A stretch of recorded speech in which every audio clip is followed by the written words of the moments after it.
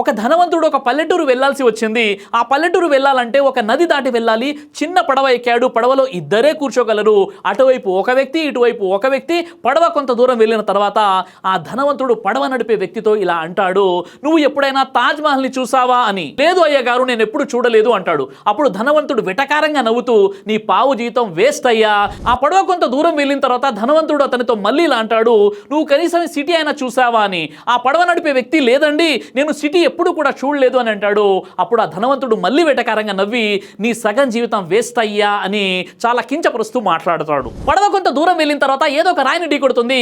దాంతో ఆ పడవకి రంధ్రం పడి నీరు అంతా పడవలోకి చేరుకుంటుంది. చివరికి పడవ మునిగిపోయే పరిస్థితికి వస్తుంది. అప్పుడు పడవ నడిపే వ్యక్తి ఆ ధనవంతుడితో ఇలా అంటాడు, అయ్యగారు మీకు ఈత వస్తుందా అని.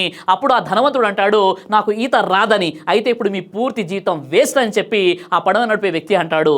అందుకే ఎవరిని చులకనగా చూడకూడదు, ఎవరి టాలెంట్ వారిదే.